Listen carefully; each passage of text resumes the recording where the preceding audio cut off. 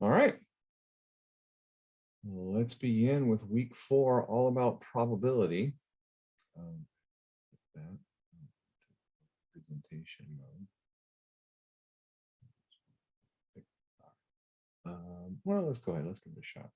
So, for those of you that haven't already started on this week, let me just start off by saying deep breaths.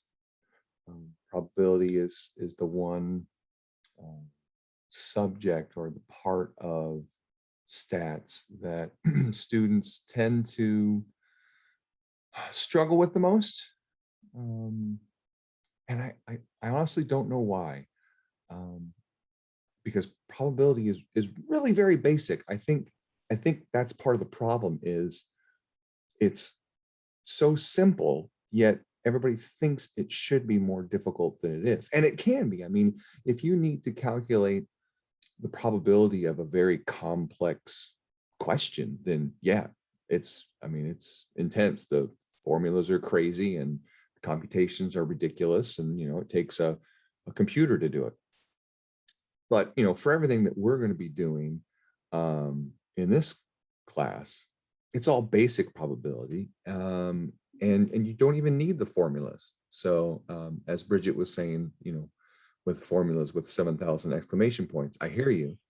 And students do panic at the sheer volume of formulas for probability. But if you watch my videos, especially the ones on just probability basics, where I run you through what I call the dash technique.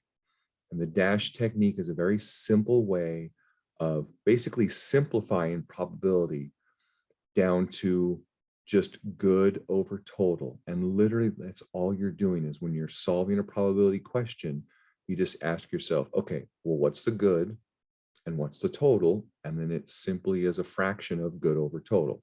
So let me give you a couple simple examples before we even get into the slides. And you'll see how the dash technique works, okay? So I think hopefully we're all familiar with a deck of cards, right? So the question could be, draw one card from a deck of cards. What's the probability that you get a red card? Well, you simply just go, okay.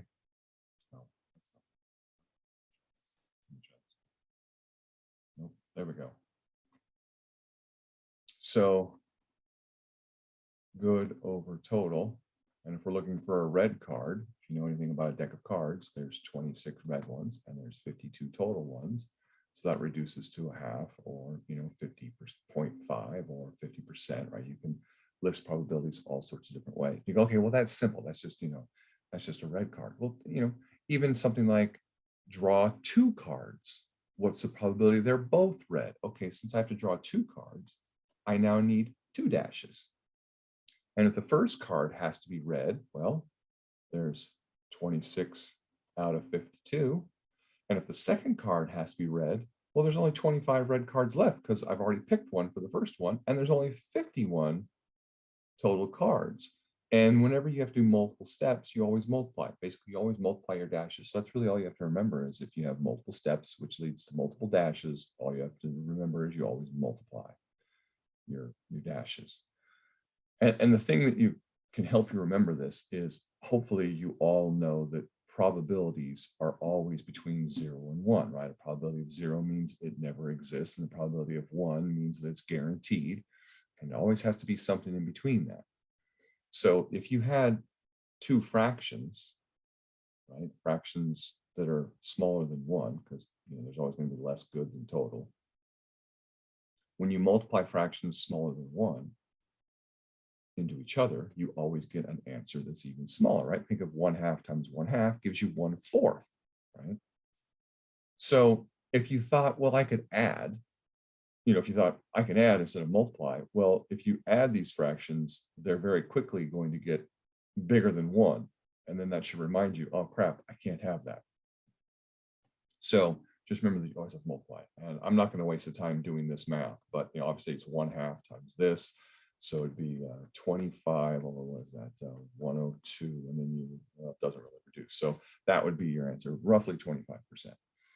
So that's the basics of the dash technique. If you go watch my videos on the dash technique and it talks about ands and ors, you know, and those kinds of things, that's really all you need for this course, and really all you need to understand statistics, because we're only talking about probability so that we can jump into some slightly more advanced statistical analyses that are built on probability theory. So it's really more important that you just understand how probability works. And I think if you watch my videos and understand the idea of good over total, then you understand probability enough for you to kind of understand how the statistics are working that rely on that probability.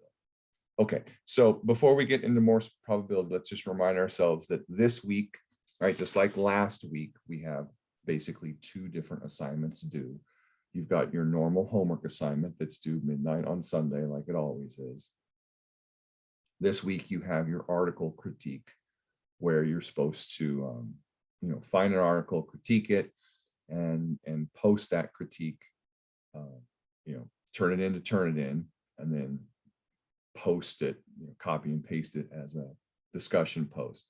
And your discussion post has to be done by Thursday at midnight Eastern time, because that gives everybody enough time to then reply. So in order to get full credit for this assignment for the article critique, you have to do your initial post, which is your critique, and then you have to also post 2 substantive replies, right? It can't just be, hey, great job. It's got to be, you know, you read their summary and you reply with some sort of follow-up question or something that furthers the discussion. And you just need 2 of those. And those are due by Sunday, right? So that's the other part that's due today. I'm not going to worry about APA formatting at all for your critique, so don't futz about that. Just, of course, use complete sentences so we can all read it and understand it. You absolutely 100% must cite everything properly, right? If you're going to quote something from the source that you read or somebody else's source, then you better, you know, quote it and cite it properly. Otherwise, that's plagiarism, right? So, you know, I don't care about APA formatting as far as margins and all that junk is concerned, but I absolutely care about APA as far as citations and references are concerned. So you definitely need to cite and reference anything in your, you know, critique. And here's the rule of thumb, guys. Just try your best to take it in, digest it, summarize it, and then put it in your own words. And then you don't have to worry about citing because it's in your own words. But if something, you know, needs to be quoted, and there are plenty of things that need to be quoted because they just have to be said the way they were said, then be sure and quote it and reference it and cite it, right? It's that simple. Okay, questions about the critique? I have a question, Dr. Yes. McBride. So I don't want to do too much. I don't want to do too little for my initial post on Thursday. So basically, how much are you looking for? If you put it in a Word document, no more than 1 page. Okay, that's great. Yeah, it's basically like if you've ever heard of it, it's like an executive summary, right? It's just going to be anywhere from maybe 1 to 3 paragraphs, where the first paragraph should be kind of almost like what would be the abstract for the paper, right? You're just summarizing what the paper is all about in your own words. And then the second paragraph could be maybe discussing one specific part of the paper that you found interesting. And then if you want a third paragraph, that could be, I don't know, summing it up or something, but we're just looking for that. It's just, here's the, you know, here's the summary, you know, here's the basic bullet points of this article. Here's what I found interesting and why. And then maybe here's some follow-up questions for you guys to discuss, you know, that kind of thing. Dr. McBride? Yes, Wiley. Do these studies have to be quantitative? They don't have to be, but it sure makes your life a lot easier if they are. Okay, that's what I was thinking. Yeah. So you want us, and do you want us to discuss how the research was done? Yeah, so, this is a course on statistics. So Right. discuss the statistics. So Okay. yeah, I always tell students, if you can, the best thing is to find an article that you would actually read for your dissertation. Find an article that would actually become part of your lit review, if you can. If you're already far enough along that you know what your topic's going to be and you can already start finding articles for your lit review. If you're not far enough along, or you just can't find an article that you would read for your study that has any statistics in it, well, I still think it's probably better for you to read that article without the statistics in it, but you're not going to really have much to discuss, which is fine. I'd really rather have you guys spend some time digesting something that's going to help you rather than just some random article. Okay. So that would be my first shot. But obviously, in an ideal world, you would find something that would be part of your lit review that has some statistics in it, so that we can discuss the statistics, right? Discuss their data collection techniques, and were they valid? What kind of biases are there possibly in their collection methods? Because we talked about that in week 1. And then what kind of data was collected? Did they get only qualitative data, or did they get some quantitative data? And if they got quantitative data, was it discrete or continuous? Because that's what we talked about in weeks 1 and 2. And then what kind of analysis did they run on the data? Did they just do summary statistics, or they did do some predictive stuff? Because that's basically what we did in week 3. And then in week 4 and 5, we're going to talk about the predictive stuff. So that's the whole idea, is to kind of see a real world application of all this junk that we've been talking about for 6 weeks.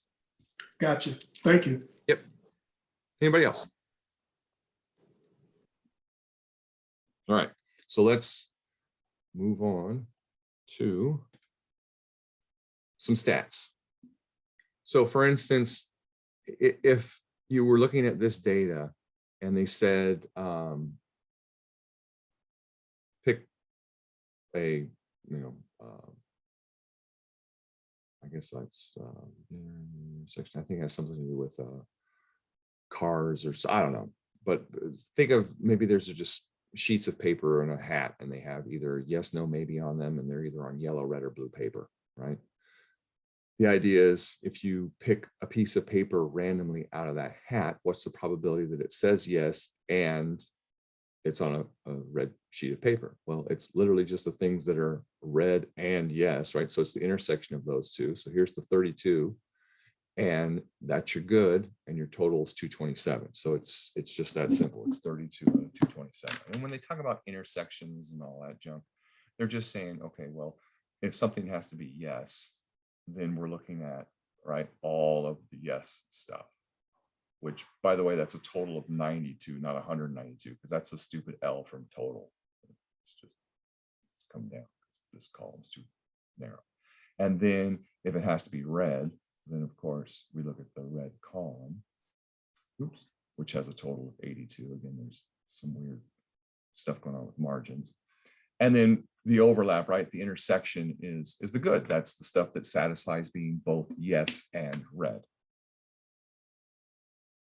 So, they talk about formula-wise that you figure out the probability of yellow, and you figure out the probability of yes, and then you're supposed to, add them together and then subtract their intersections, and all this stupid crap that just makes it far more complicated than it has to be. If it's an and question, just know that the thing has to be both, right? Clean your room and take out the trash. Well, your kid has to do both, right? If you told them clean your room or take out the trash, then if they clean their room, they did what you asked. If they took out the trash, they did what you asked. And if for some strange reason they did both, that would still satisfy what you asked for, right? So or questions are, either or both, right? So if they said what's the probability that it's yes or red, instead of taking the intersection, you would have added them all together, right? You would have added the 50, the 32, the 10, the 20, and the 30. That would be all of the things that are either either yes or red or both. Just be careful not to add this 32 twice. So, some students would go, oh, well, I can just add 82 and 92 because those are my two totals. Yeah, but if you do 92 and 82, you've counted 32 twice. And so that's where you'll see these things where they talk about, oh, if you're going to do an or, you just do the probability of the one thing, you add the probability of the second thing, and then you subtract the intersection. Well, yeah, basically, because if I add all this crap together and then I add all that crap together, I've added the 32 twice. So if I subtract away the intersection, then it hasn't been added twice. It's now been added once, and it's what it should be. But that just overly complicates things. Well, why not just be smart about it and just add things the right way the first time? And then you don't have to worry about, okay, when do I subtract stuff? When do I add stuff? All that kind of stuff. So I'll try stuff better later.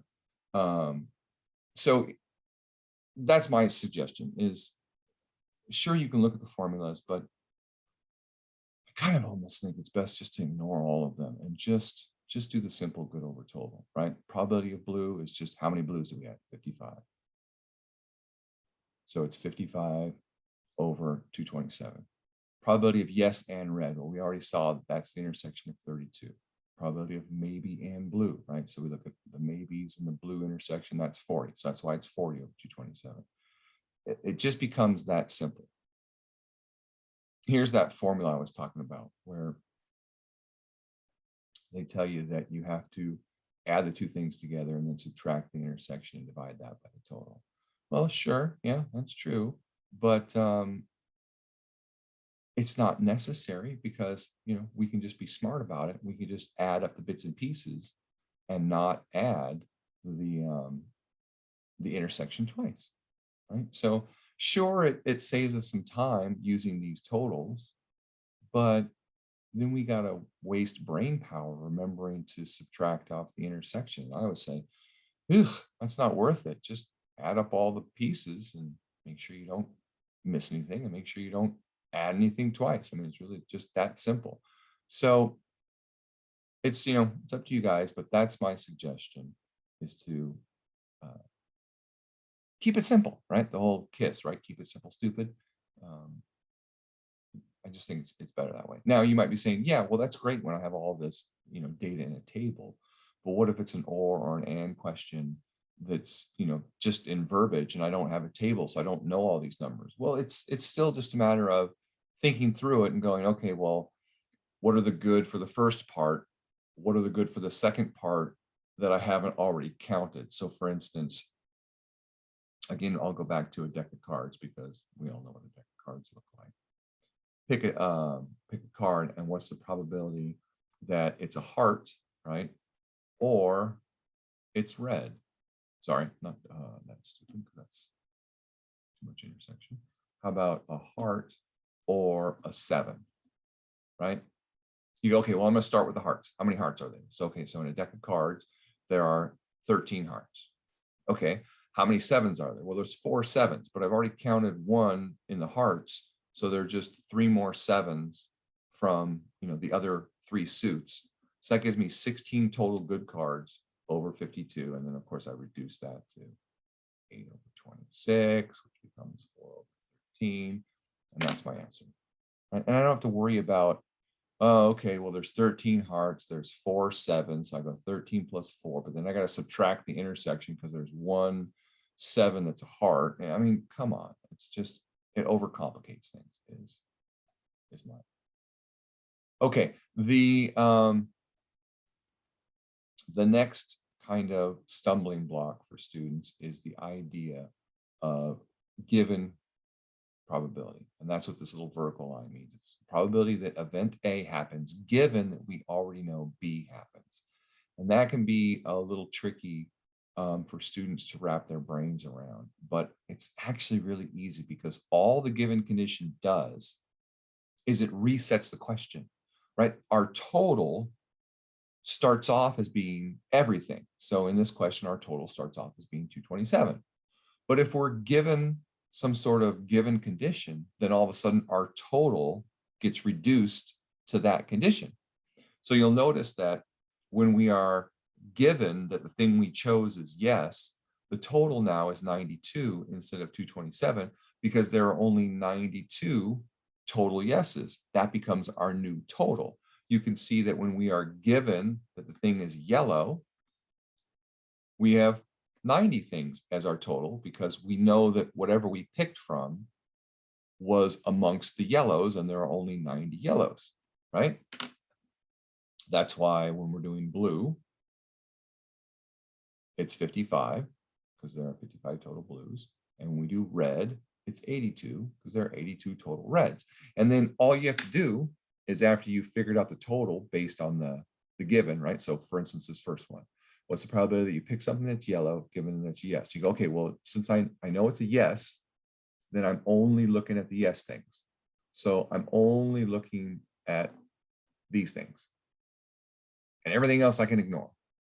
I know that whatever I picked has a yes on it, right? I know I picked a piece of paper that says yes. Now, given that piece of information, right? Given, that's why it's given condition, given that piece of information, what's the probability that that yes card is yellow? And you go, well, amongst all of the yeses, there are 50 yellows. So that's why it becomes 50 over 92, because that's my new total, right? Good over total. And if we go the other way and say, okay, probability that's yes, given that it's yellow. So instead of looking at this stripe, we're now saying, all right, give me a different color. We're now given that it's yellow. So we know it's one of these three things, which is why our total is now 90. And out of those 90, how many of them say yes? Well, there's 50 of them. So that's why it's 50 over 90.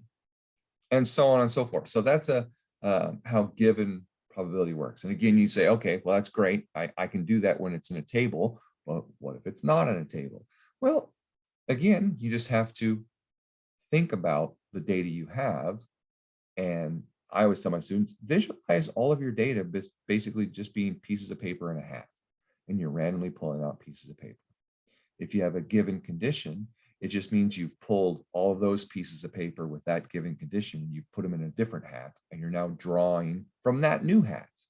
So you now have a new total because it's only those pieces of paper with that given condition. And then amongst those pieces of paper, how many of them have the thing that you're looking for? So if we were dealing with some of our data, let's just look at good data set. Let's see what this data set looks like. Of course, I picked a crappy one. All right, let's try this data. I think this is the one from a couple groups and things. Yeah, all right. So, right, it's got damages and groups. And no, that's just damages. What's the one that's got the groups? Is it 55? All right. There we go. So we've got this data, right, where we've got expenditures, and then we've got the groups that they're in, groups 1 through 5. And then we ran statistics on this where we did the means of each of the groups, and then we did the overall mean, and then we did standard deviations of each of the group, and then the overall standard deviation. You know, we played around with these things. Well, now you can think of how many of these do we have, right? We've got 83 pieces of data. So you've got 83 pieces of paper that are sitting in a hat, and you're going to draw one piece of paper at random, right? And the idea is, let's say, in order to know what the members are for these 5 members, we just make them 5 colors, right? So the one group is on, you know, yellow pieces of paper, and then the 2 group is on green pieces of paper, and then the 3 group is on red pieces of paper, and then the 4 group is on white pieces of paper, and then the 5 group is on purple. But you get the idea. So colors are now going to represent these, and then we have these numbers written on it. So, you know, you pick one at random, and it says, given that it's purple, what's the probability that the number is between 100 and 120, right? You go, okay, well, if they told me it's purple, so I now know that it's only the fives. So how many fives do I have, right? So I count those up. So let's just run some summary stats on these. So we know what we got.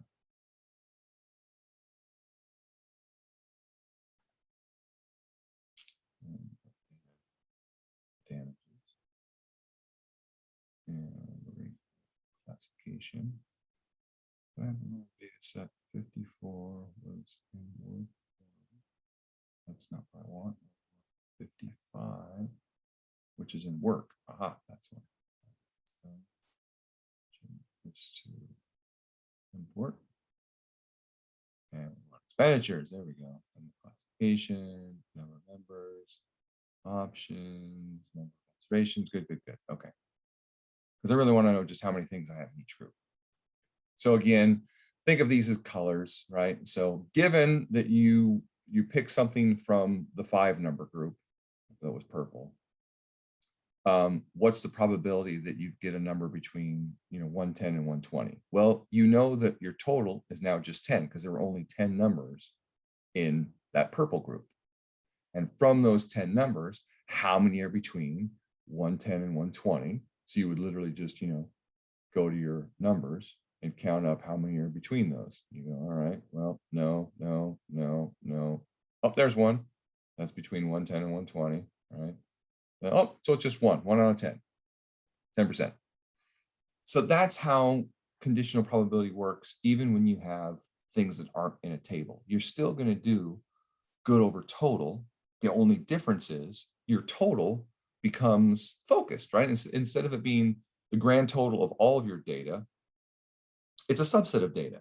You pull out a subset and stick that in a different hat, and now you're just going to randomly draw from that hat. And that becomes your new total. Okay, questions on the concept of conditional probability or anything we've discussed so far?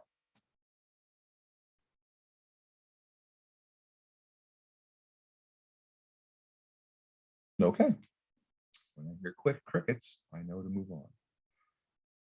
All right, so what else do we have? Complements. So the complement of an event is literally just everything that isn't in that event. And it's usually shown by a horizontal bar over the thing. Some authors will have a little like apostrophe instead of a horizontal bar. Just think of it as it means not. So what's the probability of picking something and it's not red? Well, if it's not red, right, it's the other stuff. And that's why they have 90 plus 55 is the good, because yellow and blue are now our good. So 90 plus 55. And then 227 is still our grand total. And we can do the same thing with a conditional one, right? What's the probability that it's blue, given that it doesn't say yes, right? It's not a yes.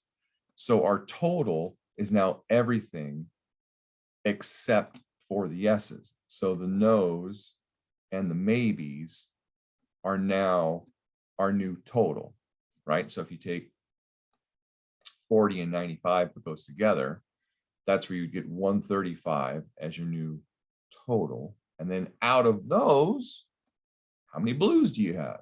And you go, well, in the green stuff, I got blue here and blue here. So there's my 45 over 135, and you would reduce. And it's really just that simple. Okay. So that's pretty much all of the probability we do in this course. It's really that basic. So you don't have to, panic.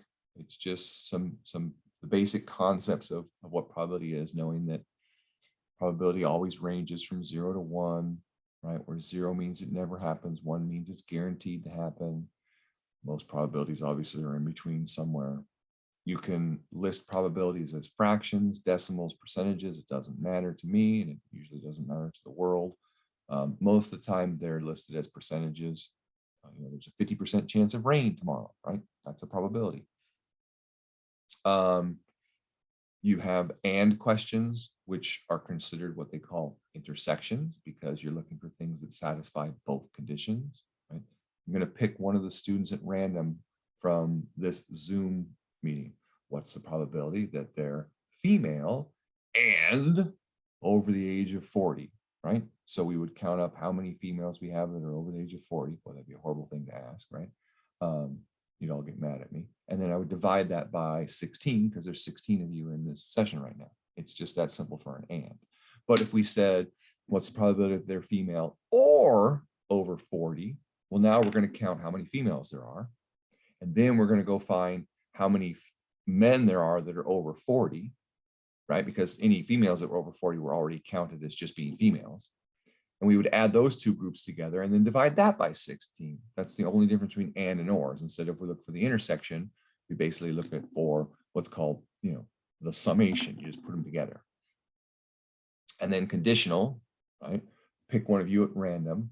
What's the probability that they have blue eyes given that they're female, right? So that means our total is now just all of the female participants. And out of those, we'd have to count how many have blue eyes. Let's say there's 7 females out of 16. Then 7 becomes our new total. 3 of you have blue eyes. So it's 3/7. It's that simple, right? Don't overthink it. So those are all the big things that we're doing probability wise. Okay. Before we move on to the types of data, any last minute questions you guys can think about from probability? Dr. McBride? Yes, ma'am. Yes, so this pretty much covers all of the homework problems except for the last one, where it talks about the Poisson approximation. Yes. Are you going to talk about that in a moment? Am I just jumping ahead? Yeah. I'll get to that at the end because it's after we talk about the binomial down here. Perfect. Thank you. Yep. Okay. Anything else? All right. So let's move on to some statistics, and what we do with these probability concepts. But before we do that, we really have to know the difference between discrete and continuous variables. I've talked about this before. These are examples of discrete versus continuous, but don't think that just because they're a whole number, they have to be discrete, and just because they have decimals, they have to be continuous. Now, if they have decimals, they're pretty much guaranteed to be continuous. And if they are whole numbers, they're almost always discrete. So it is kind of that way, but they aren't absolutes, right? There's always exceptions pretty much to every rule. What is an absolute is the definition of these things and how you can categorize them. And it's actually really, really simple. Discrete data is counted. Continuous data is measured. It really is that simple. It's the difference between counting something and measuring something. So if you ever had, a survey question that asked how many blank, the data you would get from that question would always be discrete because the respondents would just be counting how many blanks and giving you that answer. Continuous things are measured. Heights, weights, age. Age is actually a measurement, even though age is reported as a count. So that's an example of data that would be nothing but whole numbers, but it would still be considered continuous, right? Because if you ask somebody their age, they're just going to say 35, 22, 47, right? They're not going to say 35 years, 5 months, 2 weeks, 3 days, 7 hours, 4 minutes, 15 seconds, right? They round. And so it sounds like they're counting the number of years they are old, but that wasn't the question. The question was their age, and age is simply a measure of elapsed time, right? You're measuring how much time has elapsed since they were born, right? So it's a measurement. So it's considered a continuous variable, even though it's usually gathered in a discrete form. The same goes with money. Money is a continuous variable because it's a measurement of wealth. And you can always think of, if things are truly measured, one way to kind of verify that something is measured is, can you measure it in smaller and smaller increments, right? So things that are counted, like how many siblings do you have? Well, I have 1, 2, or 3. I can't count in a smaller increment. It's just one whole sibling, right? I can't count up now halves of siblings. I mean, I guess you could argue that you could have like a half brother or half sister, but that's just a word. They're not literally a half of a person, right? So things that are counted you can't measure them in smaller increments, but things that are measured, you can, right? So money is one of those things because you can measure it in dollars, but then you can measure it in cents, and then you can even measure it in fractions of cents when you start talking about digital currency. So that's why money is considered continuous, because it is measured. Same thing with age, right? You can measure it in years, but then you can measure it in months and in days, and so on and so forth. So things that are measured, you can measure them in smaller and smaller increments. So that's kind of a thing to help you recognize when you see continuous variables and continuous data. Okay, which brings us to when we marry these two concepts of probability and the different types of data, it brings us to our concept of what the hell is a probability distribution. Well, remember we had frequency distributions before, where you took your data and you came up with a little range, like 0.705 to 0.755, and you counted up how many things were in that range, and then it was 0.755 up to 0.8, and you counted how many things were in that range, and you had a frequency table. Well, that was a frequency distribution. It showed how your things were distributed in each of those categories, and that you showed it with frequencies. Well, we can do the same thing, but instead of showing frequencies, we can show probabilities. So instead of saying, hey, there were 10 things in my sample in this first category, well, if there were only 20 things total, then instead of saying they were 10, you could say this category showed up with a probability of 50%. And instead of saying this category had 5 things in it, well, 5 out of 20 is 25%. So that category has a probability of 25%, and so on and so forth. So that's all this is. I mean, you could, in the easiest sense of the word, just think of having a set of 100 things. So you've got 100 slips of paper in your hat, and 10 of those slips of paper have a 0 on them, 25 of them have a 1, 45 have a 2, and 20 have a 3. So that's why the probability of reaching and grabbing a 0 would be 0.1, because it's 10 out of 100. The probability of getting a 1, right, a slip of paper with a 1, is 25%, because there were 25 out of 100 things. So that's all this is it's basically taking a frequency count, dividing it by the grand total, and then it's giving you percentages. Does that sound familiar to anybody? Those are just relative frequencies, right? We did relative frequencies where we talked about the percentages that were in each category. So a probability distribution is just a fancy relative frequency table. So that's the only difference. And then the theoretical difference is we're no longer, looking at a concrete set of data and saying we had, this relative frequency of this data and this relative frequency of this data.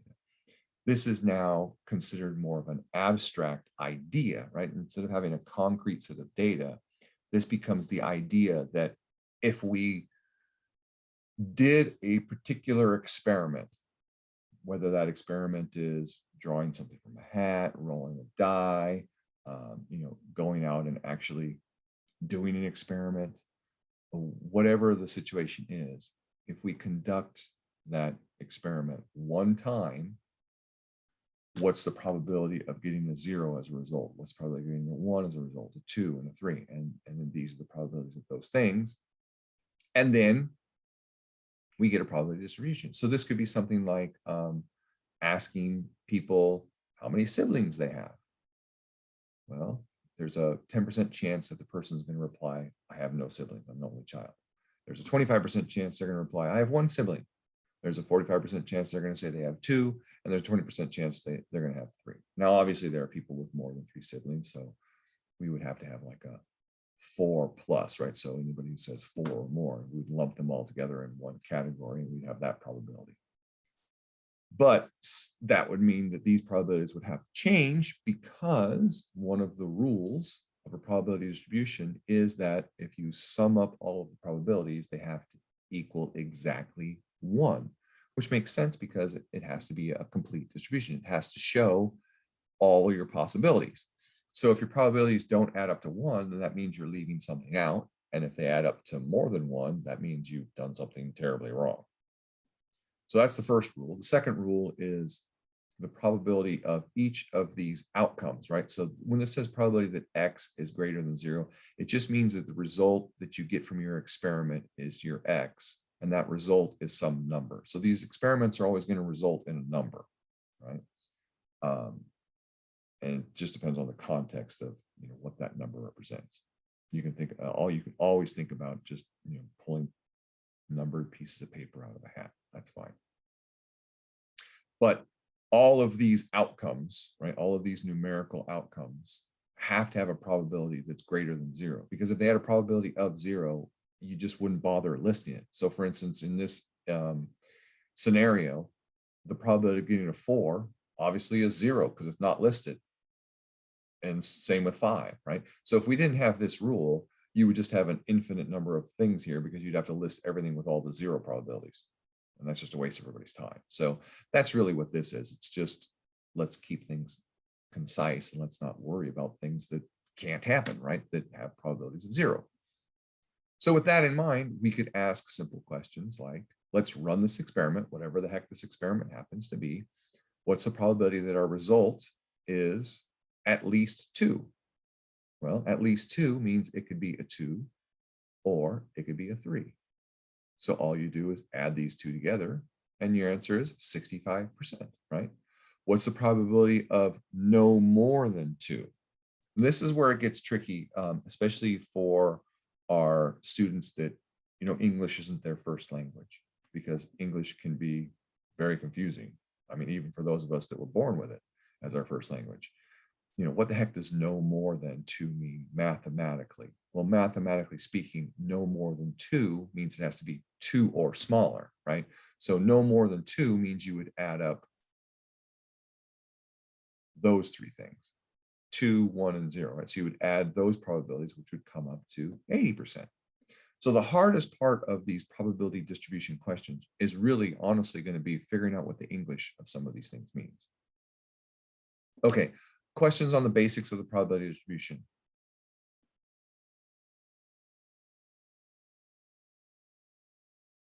All right.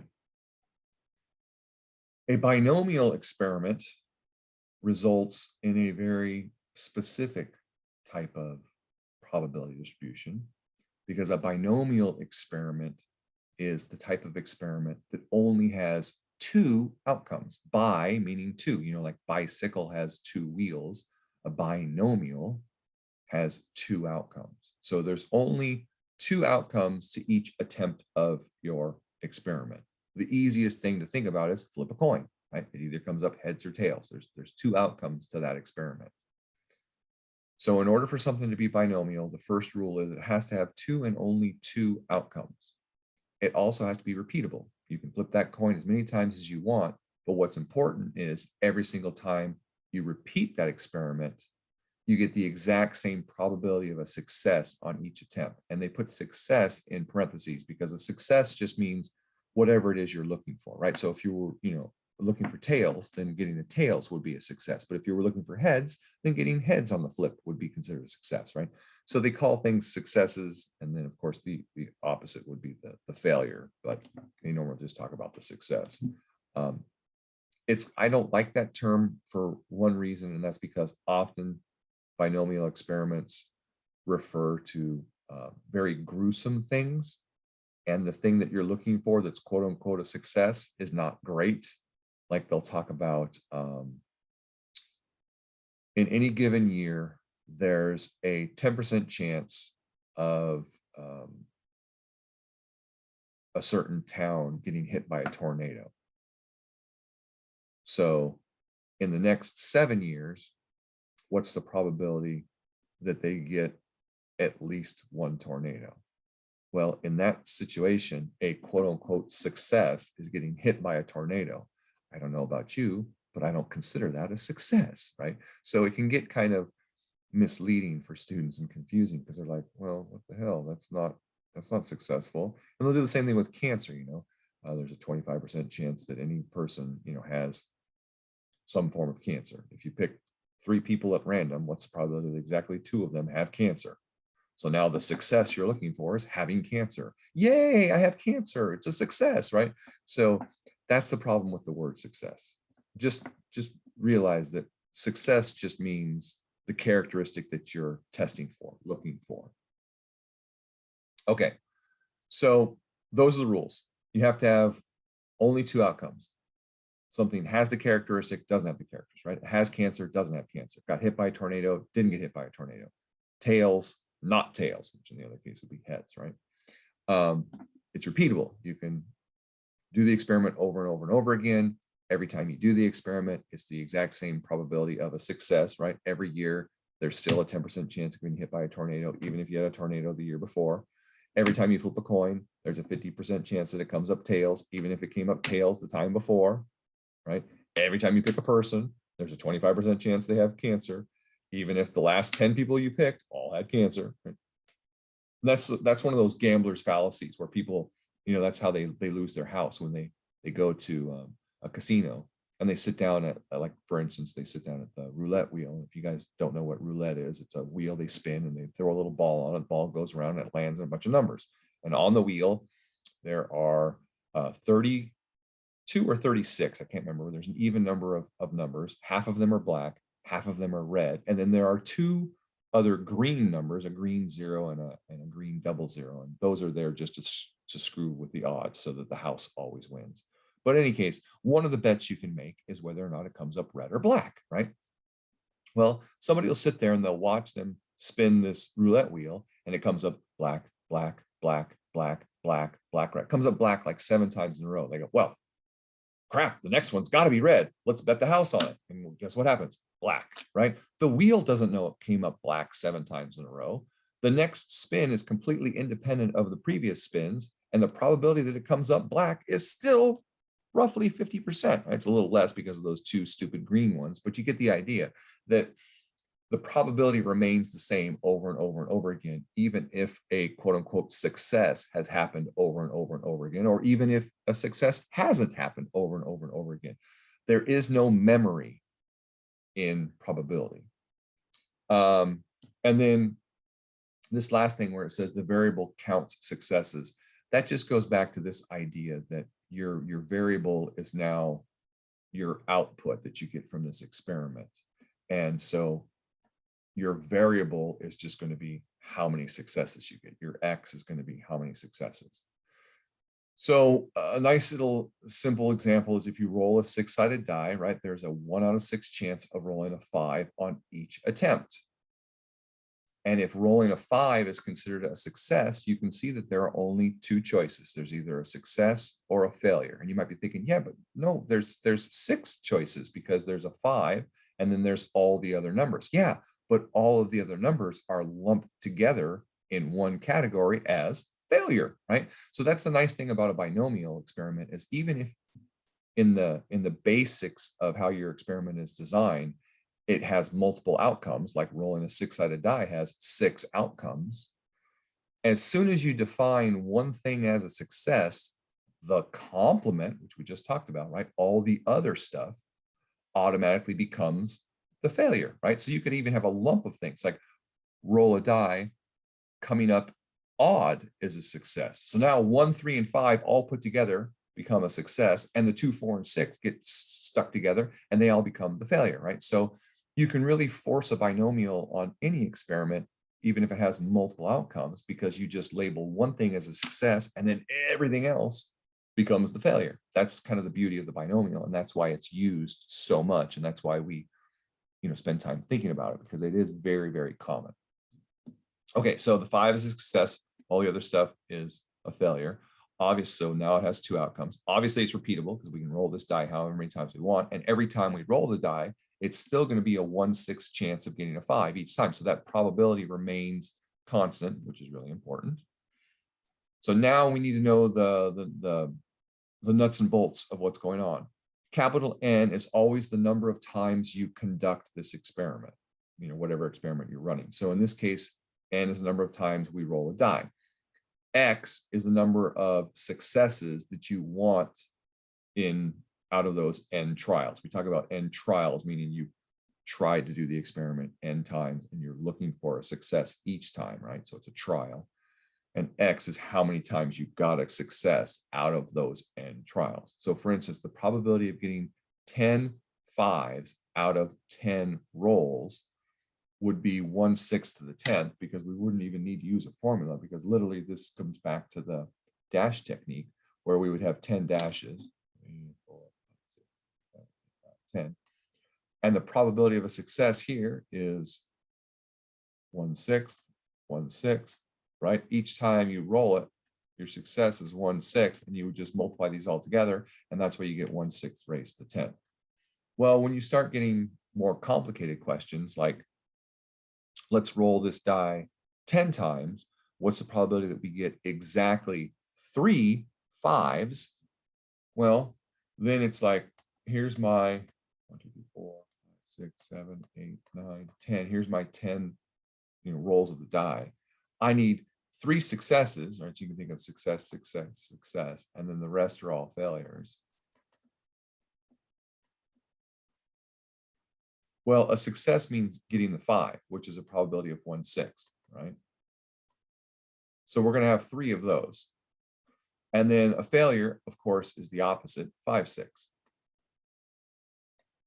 We're going to have 7 of those. So that's why in the formula, we have these two pieces here, because pi represents the probability of a success. So in this case, 1/6. And then X, remember, is how many successes we got. So that's why it's raised to the power of 3. And then 1 minus pi is the complement of pi, right? Because obviously, if you add this plus this, you get 1, right? So 1 minus pi is the 1 minus the 1/6. That gives you the leftover 5/6. And if we wanted X successes out of n things, then that means the remaining n things, right? So n minus those successes, the remaining pieces have to be the failures. So that's where we get 10 minus 3, we get 7 of those failures.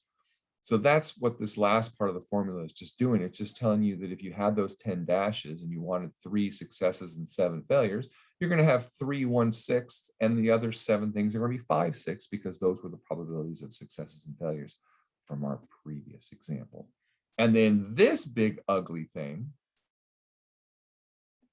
is simply a combination. It's a formula that tells you how many ways can you rearrange these numbers when they look the same. So for instance, if I switch this 5/6 and this 5/6, it doesn't do anything because it's still 5/6 times 5/6.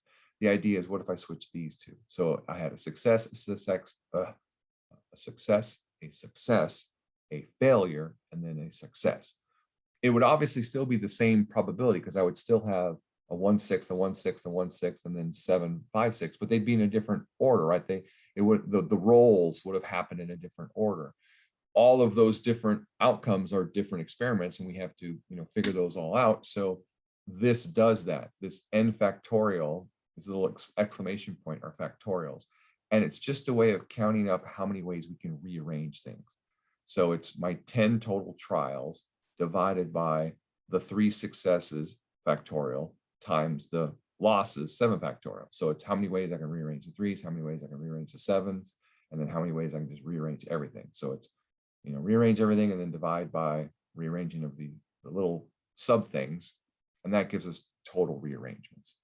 So yes, that's an ugly formula, but the nice thing is we have technology to do it for us, so we don't have to remember these formulas at all. Okay, so if we want to do, the previous example of 10 rolls, and we want exactly 3 successes, we'd have these two numbers, and then this little piece would be 10 factorial over 3 factorial times 7 factorial. And if you don't know what the hell this is, well, you can do it in your calculator, but it's pretty easy, because 10 factorial is just 10 times 9 times 8 times 7 times 6, right? 7 factorial is going to be 7 times 6 times . And you can see that these are all going to cancel out, right? Because you're going to get 7, 6, 5, 4, 3, 2, 1 on top, 7, 6, 5, 4, 3, 2, 1 on the bottom. They all cancel each other out. So all that you're left with now is 10, 9, 8. And then on the bottom, you have 3 factorial, which is 3 times 2 times 1. Well, 2 can cancel this, make it a 4, and the 3 can cancel this and make it a 3. 4 times 3 is 12. 12 times 10 is 120, and this just becomes 120 times this stuff. And if you do the math of all that stuff, it comes out to roughly 20%. That's the binomial formula.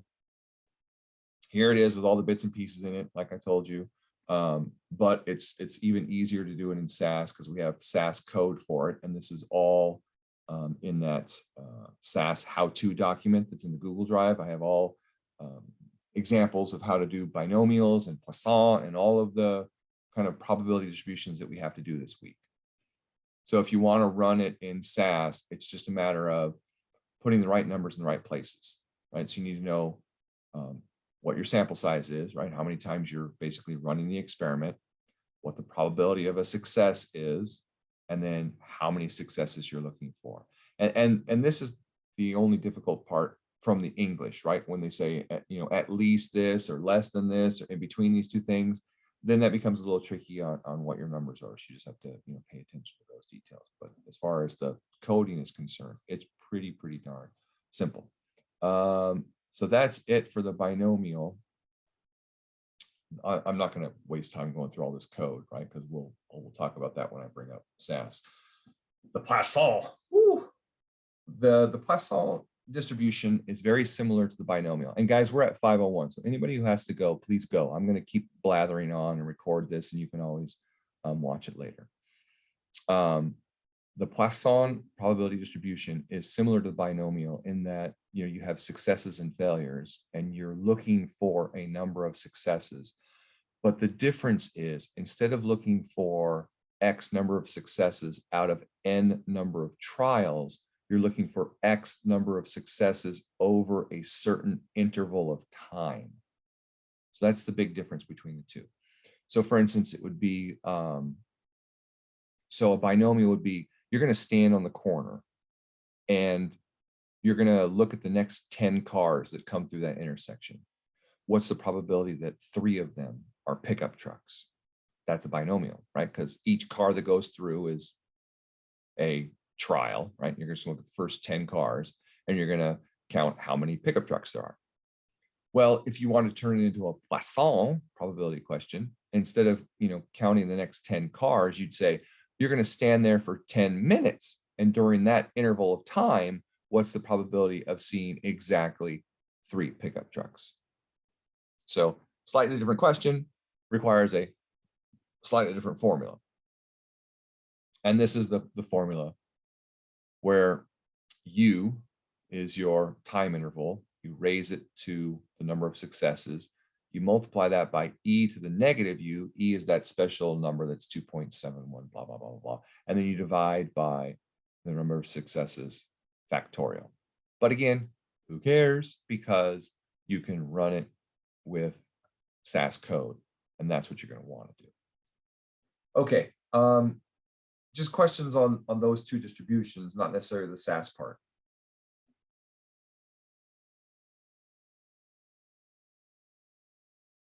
All right, let's look at the SAS part. Two guide up and running over here. And if we scroll down to week 4, you'll see week 4 and 5 is all about probability and using these things. So here's our code for running a binomial PDF. And you'll see that I put in red, this is for one outcome, i.e. what's the probability that X equals exactly something. So what's the probability you get exactly 3 successes? What's the probability you get exactly 4 successes, exactly 2 successes, exactly 0 successes, right?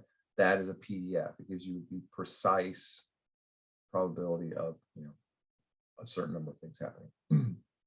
Then there is the binomial CDF, or cumulative density function. And what this does is it adds up all of the probabilities up to and including something. So if there's a 5 here, this is looking for the probability of having 5 or fewer successes. So you ran the experiment 20 times. What's the probability of getting 0 successes, 1 success, 2, 3, 4, or 5 successes? and adding all those probabilities together, that is what you would get from running a CDF. It's always less than or equal to, right? So if they asked, what's the probability of getting more than 7? Well, what you would have to do is run the binomial on 7, the binomial CDF of 7, which will give you the probability of 7 or less. And since they wanted more than 7, you would subtract that from 1, and that would give you more than 7. And what I always tell the students is to help you figure out what number goes in this spot when you're doing greater than questions, right? Either greater than something or greater than or equal to something, is to write out the numbers. Okay, so if they say, what's the probability that X is greater than 3, right? So we've got 0, 1, 2, 3, 4, 5, dot, dot, dot, dot, you know, whatever our N is, right? Because if our N was 100, it would go out to 100. If our N was 7, it would stop at 7, right? If we want to be greater than 3, can we all agree that we only want 4 and above, right? Because that's be strictly greater than 3. Well, the CDF, the binomial CDF, only does things and less than those things. So we can see that the complement, what's left over, right? What we don't want are these, and that represents a CDF, cumulative density function, with X equal to 3, because that'll count up everything to 3, okay? But what if the probability they were asking for is that X is greater than or equal to 3? Well, then with that one, 1, 2, 3, 4, 5, greater than or equal to 3 means we now include the 3, right? This is all our good. This is what we're looking for. And what's the complement of that good? You know, what's the bad? Well, the complement here is just the 0, the 1, and 2. So now we would run a CDF where X equals 2. That would give us this probability. And then, of course, we would do 1 minus that number. And that will give us the good, right? Because the complement is always the leftover stuff, right? So if the probability of this piece on the left is 25%, then, of course, the good has to be the 1 minus it, 75%. So that's how you can use the CDFs to do greater than or equals. You just have to figure out what the correct X is to put into the CDF. And I always tell students, it's easier to figure that out if you just write out your numbers. Circle what the good is based on the question. That'll help you figure out what the complement is. And then, of course, whatever the complement is, you're looking for the largest number in that complement. That becomes your X, because the CDF always adds up to and includes that number, right? So here the complement ended at 3, so our X was 3. Here the complement ends at 2, so our X is 2, because the CDF will always give us 0 up through and including whatever our X is. Okay, questions on that? So if it's asking for at least 2 but less than 5, Great you would question. do it. Yeah, I'm thinking you would do it for both, so you can find out the numbers in between. Am I correct? Yes, you've got the right instinct. Okay, so probability that X is greater than or equal to 2, but less than 5. All right, so 0, 1, 2, 3, 4, 5, 6, 7, dot, dot, dot, dot.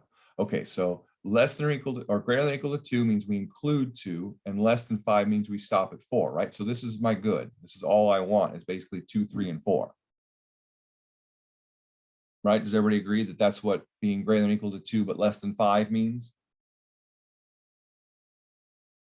I'll take your silence as acquiescence. Okay, so in order to figure this out, remember that CDFs are always less than or equal to. So if we run a CDF, let me do it. If we run a CDF with X equals 4, that's going to give us all of that, right? Because it's everything up to and including 4. But that counts 1 and 2. We don't want 1 and 2. We want to get rid of those, right? We want those out.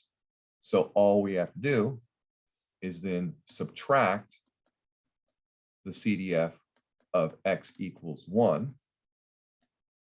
And that would be that part and the leftover, right? When we take the one CDF minus the other CDF, it'll give us what we're looking for.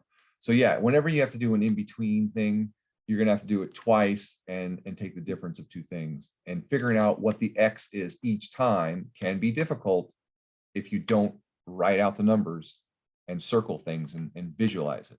We're visual creatures. So if you do this simple little trick, it will always help you figure out what your X's should be. Does that help? It helps. I'm now wondering how we're going to show this work and represent it, because it looks like it could get a little messy, or so that's how my paper is looking. Like Well, it's getting a little messy to show it all. I'm not going to require that you guys like write all this stuff out by hand. What you could do is you could just run the CDF of 4 and just, put that number, subtract, run the CDF of 1, what that number is, and then equals, and put your final answer. And you could literally just, say, I ran the CDF with X equals 4, blah, blah, blah, and ran the CDF with X equals 1 and took the difference of the two. You could explain it in words. You could, write out the formulas if you want to, just so you know, like if you were going to run this in Excel, there's a certain way to do it. But if you just wrote CDF, of X equals 4 minus CDF of X equals 1, to me, that's showing your work, because I understand what that means. Oh, you ran a binomial. I mean, you should do, a binomial CDF for each of those. So I know that you're running a binomial CDF and not, some other random CDF like a Poisson or something. But, just go bin CDF of X equals 4 minus bin CDF of X equals 1 equals whatever the first one is minus whatever the second one is, and then give me a final equals answers. And then that way I can find where your mistakes are too, right? So if this final answer is wrong, I can go, okay, well, yeah, their theory is right. It should have been a 4 minus a 1. So then I can look at these two numbers and go, oh, this one's wrong. They must have put the code in wrong, right? And then I can give you that kind of feedback. Make sense? It does. Awesome. Okay. So let's look at the code and how it works, because you guys are going to be doing a lot of code work this week. Because we're doing probability, and the only way to do probability is with code. So basically what you need to do is just run any program you want, right? Just pick a program and run it, because then it'll generate this little thing, and then you can from that edit it and make your code. Now, if you're like me, I have a folder for data files, but then I also have one for programs. And once I've done the code once, I save it so I don't have to keep doing it. So I have a thing called probabilities, and you'll see that if I open up probabilities, here's all of my codes for all my probabilities. And all I have to do is basically change my numbers, highlight what I want to run, hit the little running man, and I'll get the answer, that I need. For you guys, obviously you have to create your own. So run something so that you get this little page here, and then hit edit, which now gives you, see one that's just called program 1. Just highlight everything and delete it. And now go to the SAS how-to stuff and just copy and paste. Control C, Control V. And the nice thing is so now you have these little descriptors, so you know what each of these is for, right? The PDF gives me exact, the CDF gives me cumulative stuff. And then if I scroll down, here's the Poisson. Control C, Control V, and there are my two Poissons. And then of course, next week, we're going to be doing the normals. So here's the normals that you'll need for next week. And if you want, you can add those in right now. One thing we didn't talk about is this stuff for approximating a normal distribution using a binomial, or I'm sorry, the other way around, approximating a binomial given a normal. It's a stupid thing that's never done anymore because this only existed back before we had computers. Now that we have computers, we can always calculate binomials. So why would you want to get an approximation when you can get the precise answer? You wouldn't. So it really is still just sitting around as a learning tool. I'm not going to waste any time talking about it. It's in my videos, and we can talk about it on Thursday. Because there's just So Dr. McBride, I have a question. Yeah. Something that I struggled with today, maybe it's probably just me, but I went to, like, I would go to the spreadsheet associated with the number I was working on. And then I'd run the data, and like what you just did, I hit code, I hit edit, I kept putting in the data, like I kept putting in the code, but it wouldn't run. The man was grayed out, so I couldn't hit run and get the answer. Like, I don't know what I did wrong. Probably it sounded like you were doing something off of data instead of, like, if you hit edit here, that's not going to work. You have to run an actual program and then hit edit from the program. It sounds like maybe you loaded data and then you hit edit for this. That's exactly what I did. Yeah, that might not work for some reason. I don't know why it wouldn't.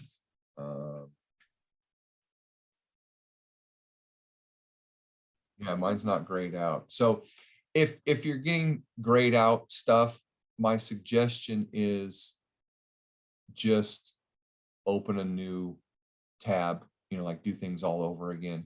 It just means that something's not right and it's not worth your time trying to debug it. Just start fresh. Okay, will you do me a favor? Will you just do what you did? Because I think that's one of the steps that I was missing. It's simple, but it's something I was missing today. Yeah. What do you mean by do what I just did? Like redo the whole thing? Like show you how I did it again? Yeah, so Yeah. So from either the data code or a program code, either one, if you click edit, it will now give you a copy of that and it'll call it program something. If you highlight everything and delete it so you can start fresh and then come back and paste in, right? Copy and paste your code from here. Literally just highlight it, hit Control C, Control V. Then you'll end up getting all of your code stuck into a blank code document, right?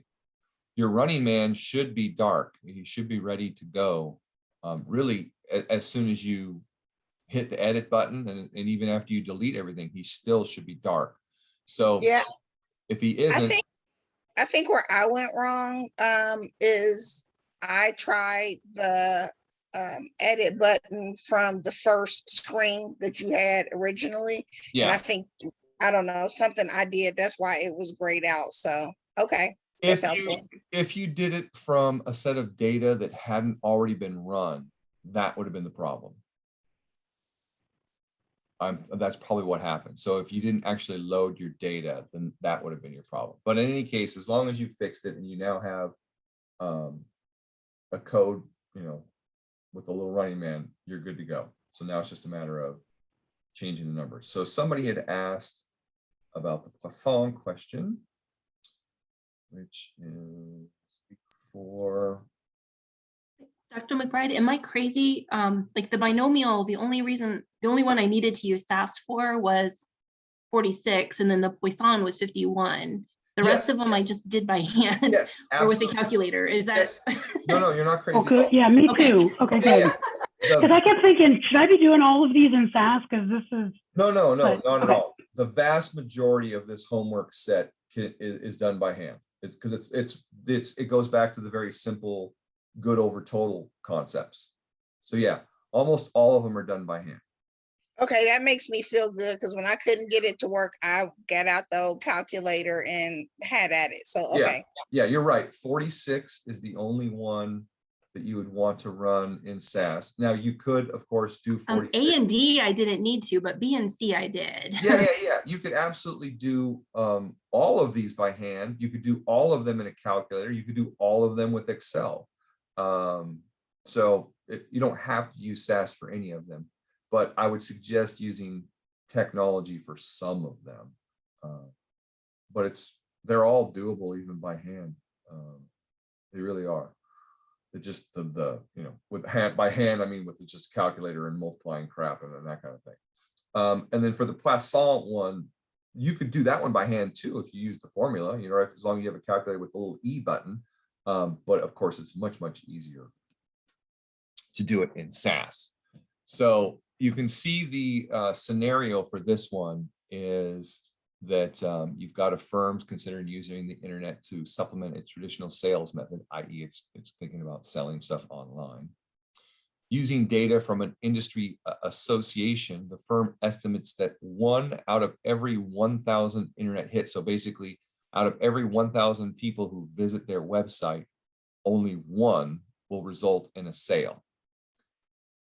Now, with that in mind, with that probability in mind, because that's 1 out of 1,000, right? That's a probability. If you do 1 divided by 1,000, it's going to give you a decimal point of 0.0001, right? Or 0.1%. Suppose the firm has 2,500 hits per day. With that in mind, we can, answer questions of what's the probability of having a sale and blah, blah, blah, blah, blah. Well, we would recognize that this would be a Poisson distribution rather than a binomial, because we're looking at things over a time period, right? We're looking at something per day. Now you could argue, yeah, but we're also just looking at something out of 2,500 hits. So isn't it considered a binomial? Well, it would be if the question was, what's the probability that the firm will have more than 5 sales in 2,500 hits? But they didn't ask that. They said in a randomly selected day. And so that's why we have to use Poisson, because we're talking about over a specific time period and not in a specific number of hits. So that U in that formula is really like a mu. It becomes an average. So because they have an average of 25 hits per day, that becomes your U. It's your average per time interval. I think I misspoke earlier when I said it was the time interval itself. What I meant was it was the average number of things that you're looking at. It's basically the average size of your N, right? It's your average sample size over that given interval. So we could run this knowing those things. We have our average, we have our probability of a success, and that's first 2 parts, and then we have how many successes we need. We need 5 successes, right? So if we go to our Poisson down here, so here's my 5 successes. My actual computed mean is the probability of success, which is 1 out of 1,000, times the total number of average hits, right? That's my average N size.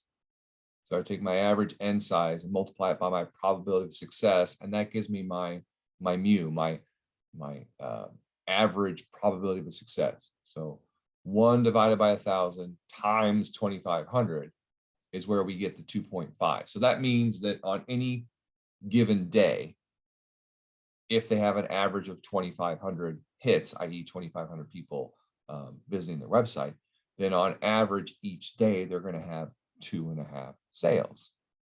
So that's your M. And then based on that average of 2.5 sales, what's the probability of getting blank? Well, for this first part, they want to know have more than 5, right? So again, oh crap, I got to remember what the hell this means, right? So more than 5 means more than 5. If I have my, I write out my numbers, 1, 2, 3, 4, 5, 6, 7, blah, blah, blah. More than 5 means I'm looking for 6 and above. So the complement is up to and including 5, right? Remember, the endpoint is always what we're looking for because CDFs always go up to and including. So now I know my X has to be 5, which is why in this formula, you can see I set X to be equal 5. You can see that I haven't changed it since the last time I did this example. And if we run this, so if we just highlight this and run it, I know it's hard to see, I'm a little bigger. So with an average of 2.5, the probability of getting anything up to and including 5 sales is this big number, 95, blah, blah, blah. So over here, that means the complement is, the 0.95, blah, blah, blah. So the probability that we're looking for is 1 minus that number. And it's going to be, around 5%. Now, what conditions must be satisfied in order for you to make these calculations? Well, the Poisson thing is, well, sorry, damn it, I've confused everybody. This first part is we actually are treating it as a binomial, and that's why we calculated those means. And so part B, the conditions that have to be satisfied are the binomial conditions, which is we have to have either a success or a failure, which we have. Either they make a sale, they don't make a sale. It has to be repeatable, which it is. And the probability has to stay, a probability of a success has to remain the same. So that just means the probability of a sale has to remain constant at 1 out of 1,000 for every day. And that's what allows us to do the binomial for this one. The Poisson approximation is what we just did. If we wanted to run this with a binomial, we would have to use, nope.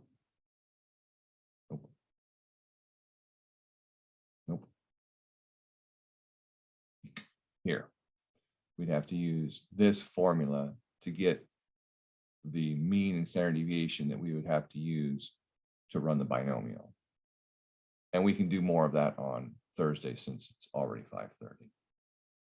So yes, you only have to run SAS really on the last 2 questions. Everything else you can do by hand. Okay.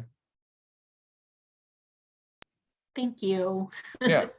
Well, we'll go through both of these again on Thursday. I'm sure there'll be questions on those, and any of these others that you have questions on as well. We'll do those on Thursday. Okay, so do you at least understand the basics of everything? Because that's what we wanted to learn today is, what these things mean and just the basics of probability and stuff. Oh, good. Thank you, Joe. All right. Well, on that positive note, we will adjourn and I will see you guys Thursday. Thank you. Yep. Thank you. Good night, everybody.